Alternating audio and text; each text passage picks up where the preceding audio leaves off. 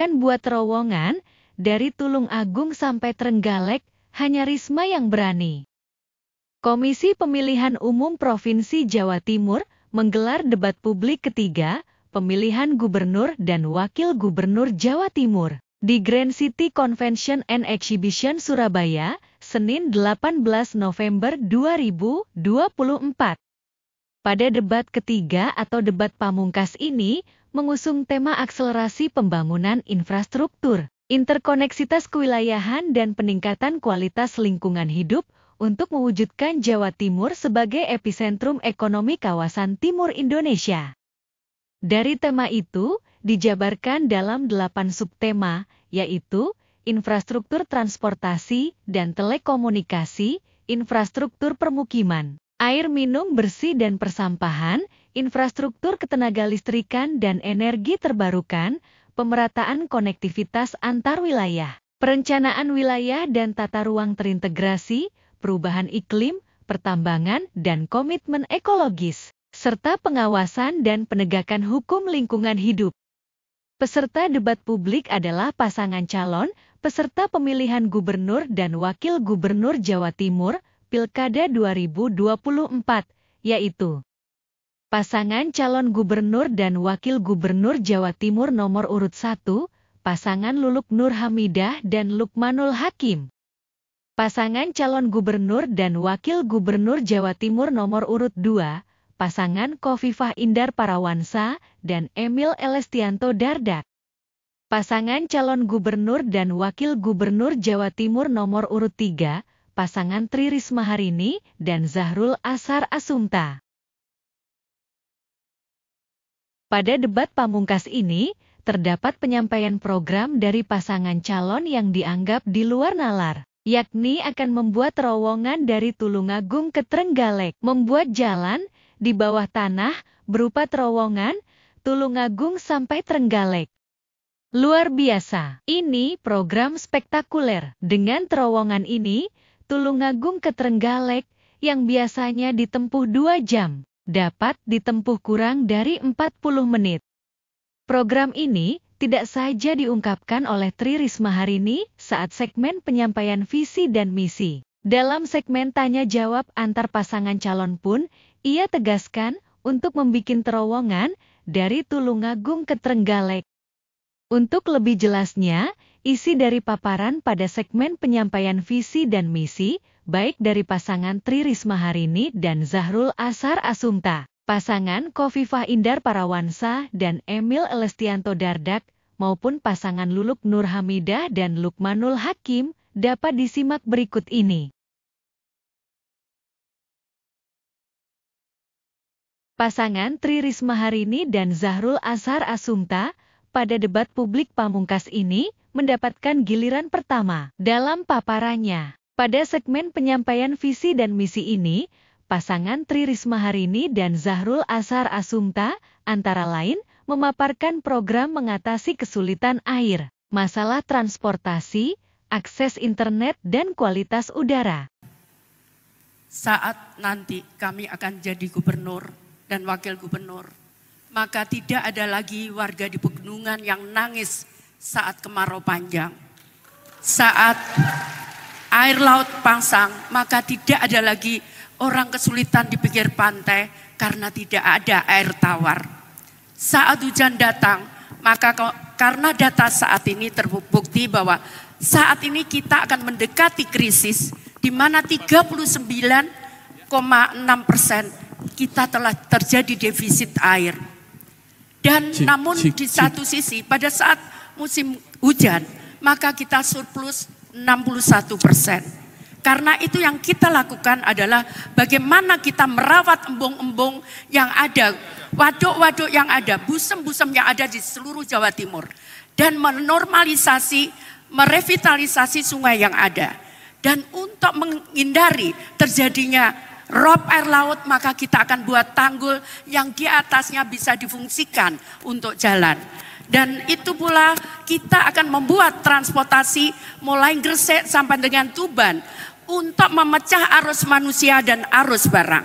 Demikian pula untuk Malang Raya, kita akan buat di Malang Kota sampai dengan Batu sehingga tidak ada kemacetan di pusat kota Malang. Kemudian kita juga akan membuat jalan tembus yang memudahkan akses dari Tulungagung ke Trenggalek yang selama ini ditempuh untuk 2 jam, namun kita akan terobos terowongan sehingga kita hanya butuh waktu kurang dari 40 menit. Kemudian yang selanjutnya kita harus perhatikan transportasi terutama warga di pedesaan, warga di pegunungan, di mana akses untuk sekolah, di mana akses untuk bekerja, di mana akses untuk berjualan, itu kita akan bantu. Kita tahu hanya butuh 9 miliar untuk 1 tahun. Dan kita akan bantu kepulauan-kepulauan yang ada di sekitar Kabupaten Sumeneb dan Kabupaten Gresik dengan fasilitas transportasi kapal yang multifungsi.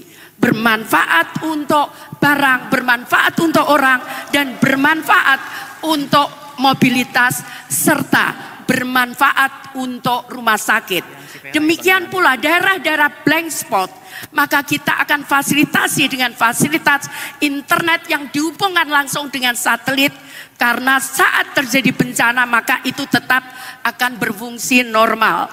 Demikian pula Bapak Ibu sekalian, tidak ada lagi warga akan kesulitan, petani tidak akan nangis saat mereka kemarau, karena kita bisa memberikan fasilitas irigasi dengan teknologi yang memadai sehingga mereka tidak perlu kesulitan. Pasuruan, Pacitan, Sampang, tidak perlu takut, Sidoarjo tidak perlu takut lagi akan ada banjir yang ada di kota Panjenengan semua.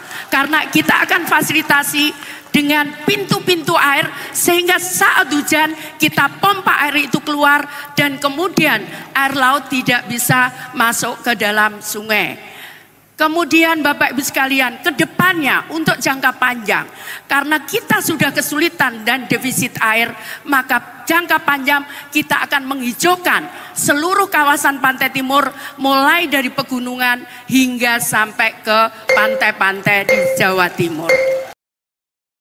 Selanjutnya, pasangan Luluk Nurhamidah dan Lukmanul Hakim mendapatkan giliran kedua. Dalam paparannya pada segmen penyampaian visi dan misi, pasangan Luluk Nurhamidah dan Lukmanul Hakim menyoroti soal pencemaran lingkungan, baik soal kualitas udara maupun pengelolaan sampah. Membangun infrastruktur hakikatnya adalah membangun kesejahteraan, dan oleh karena itu maka infrastruktur tentang kemanusiaan dan tentang keadilan. Bagaimana memastikan anak-anak bisa sekolah dengan nyaman dan juga aman karena gedung-gedung sekolahnya terbangun dengan baik, dengan sarana prasarana yang layak.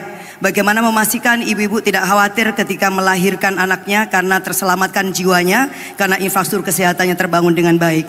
Memastikan bagaimana para pedagang kecil dagangannya laris juga karena ada akses internet dan juga digitalisasi. Memastikan para petani tersenyum bahagia karena terjamin irigasinya dan sekaligus akses untuk menjual dagangannya dengan baik. Infrastruktur Bapak Ibu tentu saja bukan hanya sekedar membangun sesuatu yang bersifat fisik, tetapi infrastruktur sesungguhnya membangun peradaban dan martabat kemanusiaan. Oleh karena itu, sementara kita juga punya problem bahwa di Jawa Timur ada ribuan gedung sekolah dalam kondisi rusak. Kita juga persoalan tentang kesediaan rumah, ada 1,2 juta setiap tahun yang masih backlog. Kita juga punya sungai berantas menjadi urat nadi Jawa Timur dalam kondisi tercemar parah dan bahkan tercemar se-Indonesia. Kita juga memiliki kualitas udara di Jawa Timur yang semakin memburuk dalam 5 tahun terakhir. Sisi lain kita juga menjadi penghasil sampah terbesar di Indonesia, di mana setiap tahun kita menghasilkan 6,1 juta ton sampah, sementara kemampuan dan manajemen pengelolaan sampah hanya 2,6 juta ton per tahun. Di sisi lain, tentang reklamasi pesisir Surabaya, saya menerima pengaduan ratusan warga di Kenjeran yang mereka merasa sedih dan terancam ruang hidupnya, dan ini harus menjadi pertimbangan kepada kita, apakah kita akan membangun kawasan pemukiman yang sehat atau kita akan meminggirkan dan juga menggusur rakyat kita. Bapak Ibu sekalian, sekali lagi bahwa infrastruktur adalah tentang keadilan dan juga tentang kesejahteraan. Maka kami memiliki komitmen bagaimana kita bisa membatasi jarak kesenjangan antara wilayah kabupaten dan kota. Kami punya komitmen untuk menghadirkan KRL di Madura Raya, memastikan ada pelabuhan, rumah sakit, dan juga ambulan air, serta ada tenaga medis yang tercukupin. Kita juga memastikan bahwa ada akses exit tol di Magetan, karena kita ingin mendukung bahwa Magetan menjadi pusat kulit terbaik sama seperti Italia. Kita juga ingin mendukung exit tol yang ada di Pasuruan. Kita juga memastikan ada insentif fiskal yang berbasis ekologi, dan kita juga ingin memastikan ada penegakan hukum lingkungan yang tanpa pandang bulu. Kita harus memastikan ada pemerintah dan juga pemimpin yang hadir, yang melindungi kepentingan Jawa Timur dan melindungi kepentingan rakyatnya, meskipun kita harus berhadapan dengan mafia lingkungan dan para penjahat pencemaran lingkungan. Sementara itu, pasangan Khofifah Indar Parawansa dan Emil Elestianto Dardak mendapatkan giliran terakhir dalam segmen penyampaian visi dan misi. Pasangan Khofifah Indar Parawansa dan Emil Elestianto Dardak memaparkan keberhasilannya dalam pembangunan infrastruktur yang sudah terhubung antar daerah di Jawa Timur. Bahwa program pembangunan infrastruktur insya Allah di Jawa Timur sudah makin berkemajuan dan membangun interkoneksitas tidak hanya antar daerah di Jawa Timur, tapi juga antara Indonesia Barat dan Indonesia Timur. Kami ingin menyampaikan kepada kita semua, syukur nikmat bahwa SDM Jawa Timur luar biasa. Hanya Provinsi Jawa Timur yang diberi kesempatan oleh pemerintah pusat mengelola 2 pelabuhan sekaligus. Satu adalah Pelabuhan Udara Abdurrahman Saleh dan satu adalah Pelabuhan Laut yang ada di Probolinggo. Ada provinsi lain tapi mereka masih KSO. Artinya saya ingin menyampaikan bahwa SDM di Jawa Timur memang memiliki kompetensi yang luar biasa. Oleh karena itu, apa yang menjadi pembangunan infrastruktur, kita berkomitmen pada banyak hal, termasuk di dalamnya yang terkait dengan interkoneksitas. Bahwa kita telah memiliki Transjatim, hari ini ada di 5 koridor. Insya Allah 2 tahun lagi kita akan tambah 5 koridor lagi untuk gerbang Kertasusila Plus, dan berikutnya kita akan kembangkan di Malang Raya, Madiun Raya, dan Jember Raya. Dan saya ingin menyampaikan kepada kita semua bahwa kontribusi Jawa Timur yang memberikan 2 besar kontribusi pada PDB di Indonesia, semuanya berseiring dengan tetap menjaga lingkungan hidup dan lahan pertanian yang berkesinambungan. Demikian dulu ulasan terhadap debat publik pamungkas pemilihan gubernur dan wakil gubernur Jawa Timur Pilkada 2024 kali ini. Bila berkenan, dapat memberikan penilaian terhadap debat kali ini. Penilaian, komentar, opini, saran maupun masukan dapat dituliskan di kolom komentar. Terima kasih atas atensinya terhadap tayangan ini. Mohon maaf bila terdapat ketidaksesuaian data dan pengucapan. Semoga bermanfaat. Demikian, sampai jumpa.